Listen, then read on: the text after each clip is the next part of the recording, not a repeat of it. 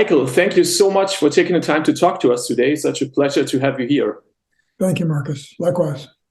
My first question would be about your process of songwriting. As somebody with so many years of experience with songwriting, I was wondering, do you have a certain system? How's your process like?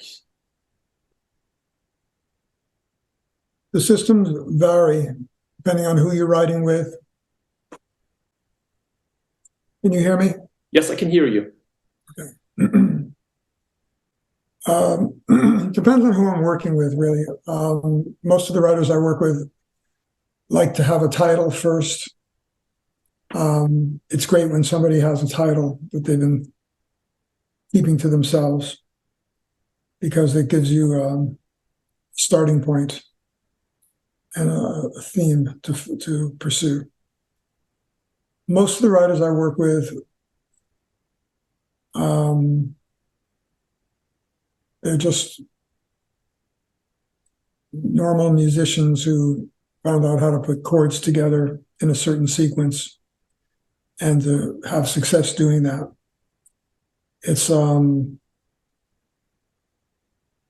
It's really powerful, beautiful way to make a living. And at some point, everything was taking so long to come together for me, I thought I was going to just have to become a songwriter and have that be my primary focus. But fortunately, success happened on a different scale for me, and I was able to be an artist as well as a songwriter. It's been 14 years since you have released your last record with your own compositions and with original songs. I was wondering, when did you know there was time to come back with new music, and how did the recordings and the working on the songs proceed? Yeah, I don't know that I felt like I discovered something new or different. I'm always writing. I'm always in a state of writing. I write lyrics on napkins and try to copy them digitally to make sure that I don't lose them and lose the song idea. But I think that you're perpetually being a songwriter, unconsciously and consciously. When you're having conversation at lunch with people and somebody says something that sounds like it could be a title, if there are songwriters at the table, they're all going to catch that something happened. And as different as the people are, the songwriting process is still the same. You need a song that expresses something that has been expressed millions of times. You need to express it in a different way. And that's the challenge. I think that's the challenge for people who write books as well, authors and poets. It's all been said. So if you're going to say the same thing, do it in a different way. But some sort of twist, some sort of unique element that people aren't expecting onto it. And that's usually lyrically what happens. Someone comes up with a clever way to say a line. I think that I'll be writing songs all of my life.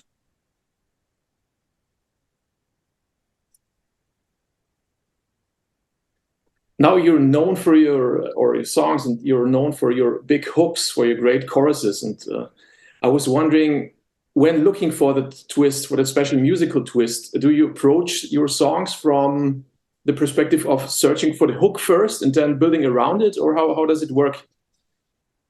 Not so much the hook first as much as the title first, the theme first. That gives you something to aim for. It gives you something to build around. and live up to. And sometimes we say, pay off the theme.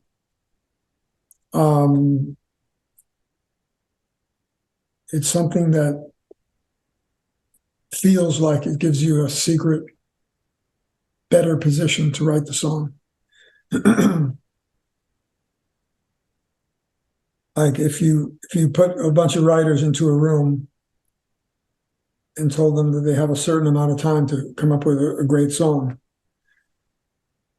the writers who have the title already, they have a title,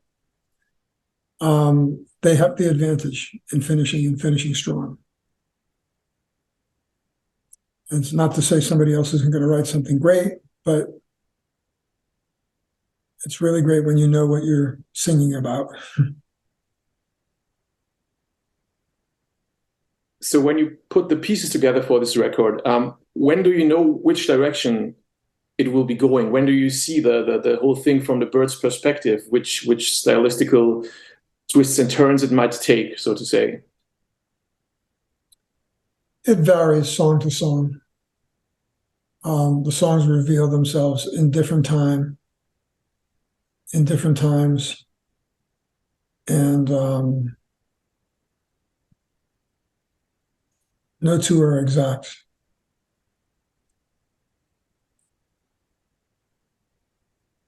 And when you write with different people, is it all happening inside the same room, or do you exchange ideas via email? How's the song, the actual process of collaboration like? It's pretty similar, even whether you're talking about Zoom or post-Zoom. There's a process that you step into and work with the knowledge of the process being the same in a lot of different songwriters' worlds and their offices and workspaces where there's just a piano and a microphone. We all know what we're looking for, this kind of moment that suddenly says, I'm what you're trying to write. And it happens in a very simple room, sometimes an office that's the size of a closet. You can write something brilliant, moving, profound, without being dressed to perform,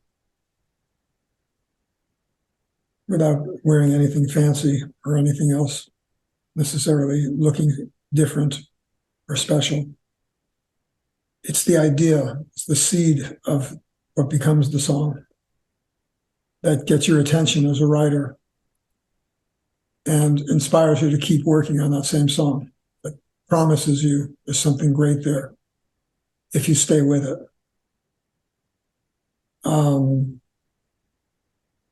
You do realize that special songs drive the entire industry. The entire music industry is run by whoever writes and delivers that hit song. The industry is, the hit song is the lifeblood of the music industry.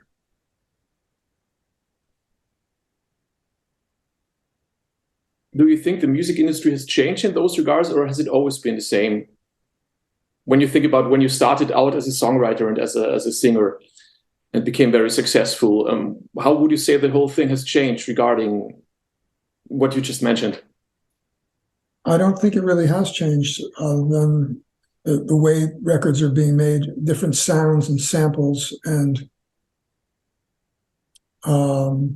effects that didn't exist 20 years ago or 30 years ago. But I think that theoretically it's the same process, and new songwriters are appearing.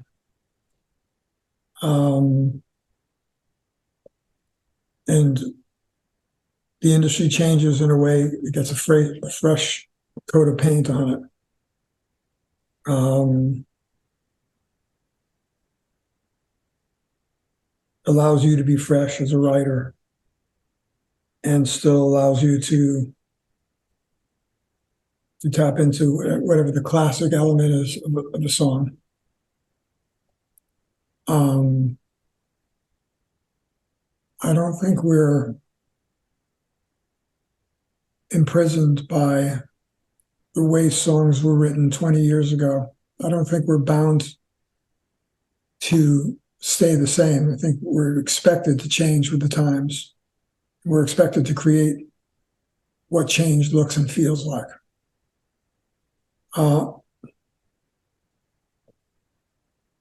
That's the good news of it.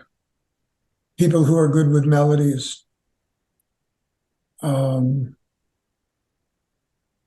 they don't suddenly get bad with melodies. They have gifts, and different people bring their gifts. And at some point, when the guitar is tuned or piano's tuned or whatever it is, someone says, "So who wants to go first?" Somebody else says, "Okay, so I have this idea." And they start strumming the guitar and they start singing a melody. And a song starts to be created. It's very interesting. Can you talk a bit about the recording process of the record, of Spark of Light, which will be out in June, next month already? Mm-hmm. Recording process is very much dependent upon the people you're working with and the style of writing that they're leaning towards.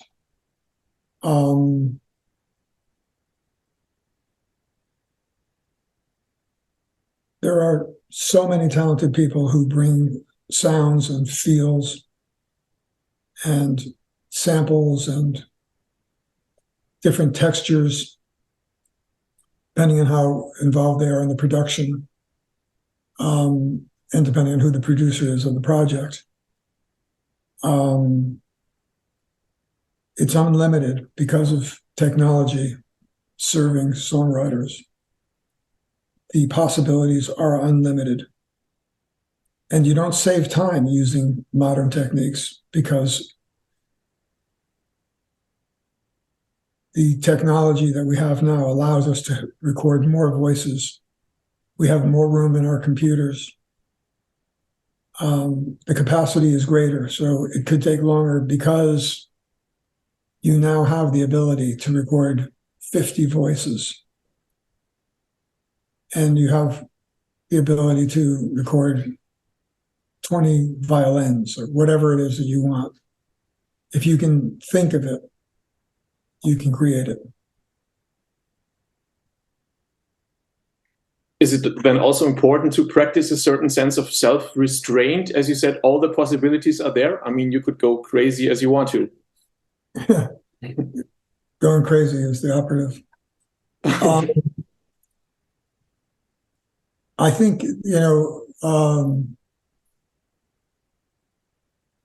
practicing a certain amount of restraint is a part of creating what you leave out. But it's up to each individual writer or musician, if they're the artist being produced, to say, we got it. There's enough voices. We have enough. We have a choir. We have samples. We have ways of making the track bigger or making the hook bigger. Someone has to be decisive in the process. Otherwise, like anything else, it'll never get finished. And we all, the songwriters I work with, liken the process to be like childbirth. It can take 9 months to create, and then is the beginning of life, not the end of it. But the concept, the idea, the theme, the seed, becomes something that can live beyond you and beyond your dreams of what you were going to create. If you do create something great, it'll be at least good for your lifetime. Now you're obviously not only a songwriter and a record artist, but also a singer, and not only a singer, but one of the most unique voices in pop history. So I was wondering, as the voice is such a sensitive instrument, and I was wondering, how do you, especially when preparing for a tour, being in a studio, having interviews, doing this and that, how do you maintain your voice, so to say, and how do you proceed? And how do you think, as a second question, how do you think your voice has changed, or has it changed? I don't know how much my voice has changed because I grew it and trained it. There's two muscles basically that are your vocal cords. And by studying other types of music and other genres of music, opera being classical being the most demanding on your vocal cords. Studying that increased my range and projection and gave me a sense of power when I needed it through vocal technique. I think that I've been influenced enough and aware enough of different genres of music that I've figured out how to apply them and integrate the process, integrate applying a certain genre to what I'm singing. I can differentiate by notes whether a song is going to be R&B or pop or blues, how modern the production can affect all that you're doing as well. They all have to be in sync. They all have to line up to make sense to the listener, because I don't think people have the wherewithal to say that I wish the song was a little more like this or a little more like that. When you're with people who are sophisticated writers, nowadays they're aware of what's being created. Like, nobody wants to spend a week working on a song that won't have mass appeal, because it'll feel like no one appreciates the music that you worked on. And there's no free passes where, because you worked on it for a week or a month, now it gets to come alive as a record. It's the same kind of requirement that you were introduced to when you first started writing any type of music. It has to be good before we play it for somebody. And then it has to be great to compete against other songs and other albums. And most of the writers I know, really experienced ones, seasoned songwriters, they know the parameters of what they're working on. They know that they need a verse, a pre-chorus, and a chorus to set up the song. And there are certain things that are applied, like if everybody likes the verse, but they get to the chorus, and by the time they get to the chorus, a minute and a half has passed. Someone will say, "Don't bore us, get to the chorus." And that means the general feeling was it's taking too long to say what it needs to say. And you can have friendly arguments about that in writing sessions and disagreements with your fellow songwriters. But eventually everyone has to get on the same page enough in order to finish the song and play it for people with confidence. And I think as a writer, you kind of need to be able to check off every box that's important to you. For a song, the most important thing that you're trying to achieve is to write something that people will want to hear again and again. And that sounds easy, but it's not. Especially when you're competing in a world full of great songwriters and super talented people. You want to write something that'll stand out and live a long life. I keep coming back to that songwriting. Starts with the song.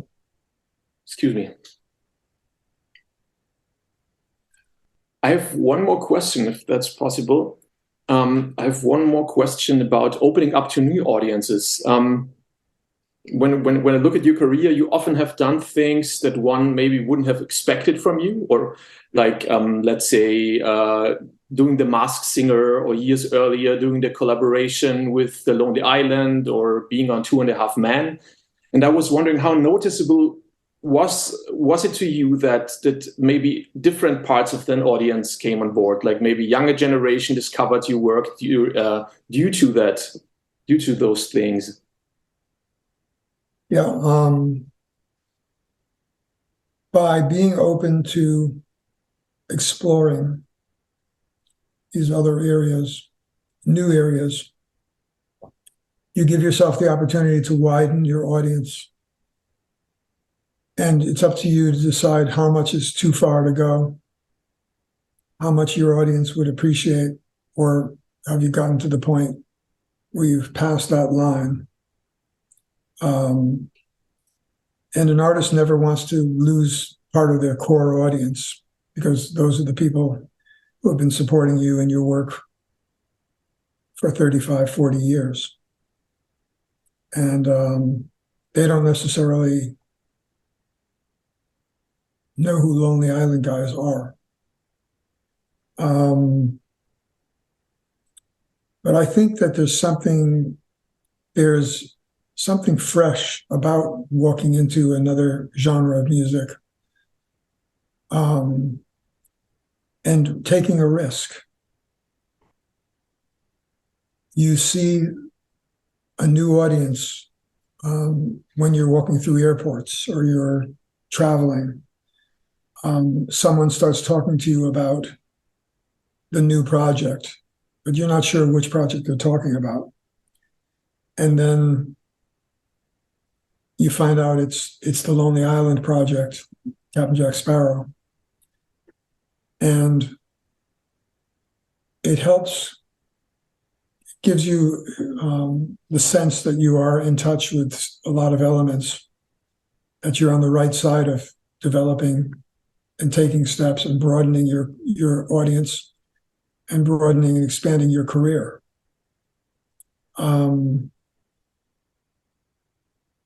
same kind of excitement is in someone's eyes about what they just saw on YouTube, a version of a project that you're working on. But they're expressing the same kind of excitement that you remember when A Man Loves a Woman became a hit by you. When How Am I Supposed to Live Without You became a #1 record. There's a different intensity. There's a greater intensity in the expression on their faces when they just walk up to you and say, I love the new project. I heard it for the first time yesterday.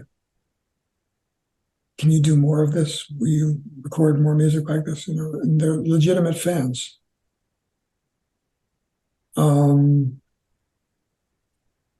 I think it's just something that happens when you take chances, and those chances feel organic to your audience. Then you have the opportunity to move to another level, and other writers will have heard the music as well and will say, I'd love to write something in that vein.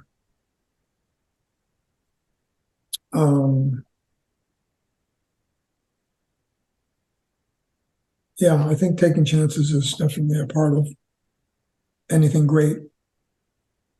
And in the world of music, it's recording something and putting your name and face, your name and likeness on it. And that's when great things can really happen. You have to take a chance. One of the great things to come to a close, when I think about all the brilliant collaborations you have done also with other artists, one that always struck me was your collaboration with Bob Dylan on Steel Bars. And can you talk a bit about how this collaboration not only came about, but what do you remember most about working with Dylan? Well, what I remember most about working with him was that he was a pleasure to work with. I was nervous about working with him. I was a huge fan of his pretty much my whole life. And I thought someone was playing a practical joke on me, telling me they worked for Bob Dylan and he wanted to write with me and they were his publisher. And when I found out it was for real, I canceled my week, made room for the session, apologized and explained that I had the opportunity to write with Bob Dylan, and everyone said, "Oh, you have to do that." Everyone seemed to be very understanding.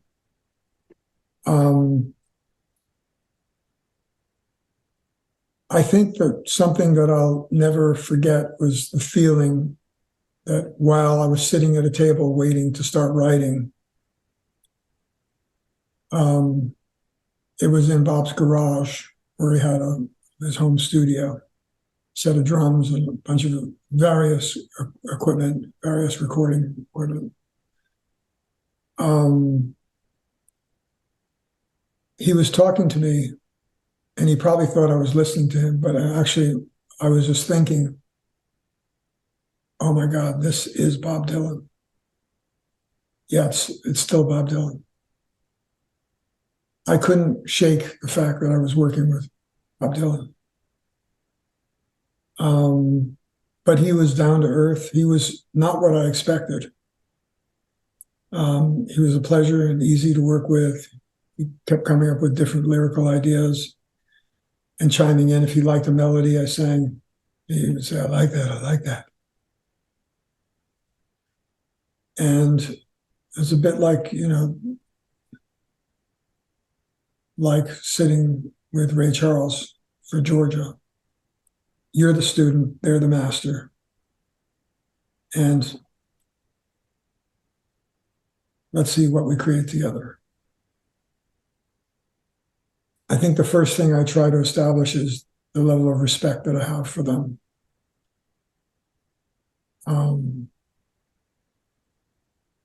And I've fortunately so far not been disappointed by the character of someone I'm working with. So when you're doing something exciting and very hopeful, it's always great when you leave a collaboration and say, I really like that person. I really liked working with them. Because you got the sense that they were decent people. And it's very rare to never that I've been let down in a songwriting environment. Fortunately. Well, Michael, thank you so much for taking the time. It was really interesting to talk to you. Congratulations on a new record. And thanks again for doing this. Pleasure. Marcus, total pleasure. Thanks for having me. Goodbye. Bye for now. Bye.